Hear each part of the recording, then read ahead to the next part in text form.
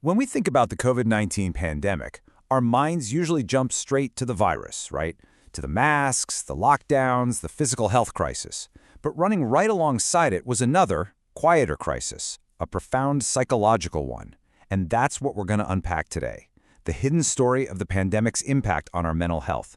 A story that, as you'll see, reveals a deep and, frankly, pretty startling divide. So, let's start with this number, 25%. In just the first year of the pandemic, the World Health Organization reported that the global prevalence of anxiety and depression shot up by a massive 25%. That's a quarter of the world's population suddenly carrying a much heavier mental burden almost overnight. Just wow. And, if that number isn't sobering enough, the Director General of the WHO himself warned that this was just the beginning. It was a signal, a massive red flag, that something much deeper was going on beneath the surface, and it wasn't affecting everyone the same way. Okay, so first, let's zoom in on that overall mental echo of the pandemic. I mean, what were the universal pressures that led to this global spike in distress? What was everyone dealing with? Well, the WHO basically identified a perfect storm of stressors. Think about it. We were hit with this level of social isolation nobody had ever experienced. Our ability to just go to work was turned upside down. We felt this deep, aching loneliness. And on top of all of that, you have the constant fear of getting sick, the grief of losing people you love, and for millions, just crushing financial worries. It was a multi-front assault on our well-being. But here's where the story takes a really sharp turn. This psychological burden, it wasn't shared equally. Not even close.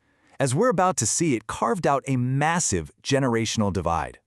You could almost say it was a tale of two different pandemics. Yeah, everyone was facing the same virus, but the psychological experience, it was wildly different depending on how old you were. And the numbers, they're just staggering. A 2020 study from the NIH laid it all out.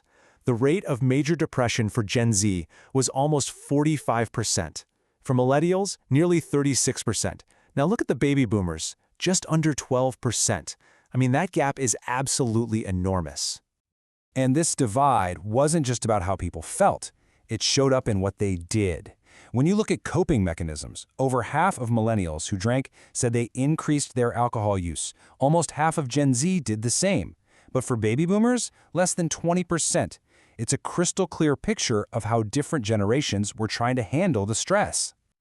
So, this all leads to the million-dollar question. What in the world was driving this huge generational gap? Well, it turns out the pandemic might have acted like a giant magnifying glass for a powerful pre-existing anxiety, one that's deeply rooted in our social and economic world.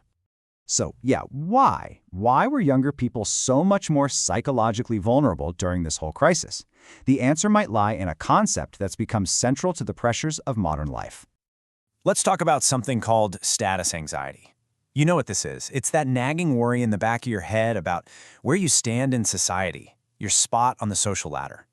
It's that constant pressure to measure up, to hit that level of success you think everyone else expects from you. Here's a really simple way to picture it. Imagine society is a giant ladder. Well, when economic inequality grows, it's like the rungs on that ladder get spread farther and farther apart. Suddenly, the stakes of climbing up and the fear of falling down feels so much higher. Your position on that ladder feels way more fragile, and because of that, way more important. Okay, so how does this wider gap on the social ladder actually translate into personal anxiety? Well, research from the journal Frontiers in Psychology actually outlines a really clear mechanism for this. Researchers basically found this three-step chain reaction. It all starts with higher economic inequality. That inequality then creates this feeling of what they call perceived contextual competitiveness. And that feeling of competition is what ultimately cranks up our own personal status anxiety. Let's break down that middle step because it's the key. Perceived contextual competitiveness. It's a mouthful, but all it really means is the feeling that you're in a dog-eat-dog world. When those economic gaps are huge, society just feels more competitive. You start to feel like you're in this constant, unspoken race with everyone around you for status, for your place in the world. And that, right there, is what fuels the anxiety. Okay, so let's zoom back out. We've got this massive mental health crisis, made worse by these deep-seated societal pressures. How did the world respond? Was the response equal to the problem? Not exactly. In 2020, at the height of all this, the WHO found that governments around the world spent, on average, just 2% of their health budgets on mental health. 2%.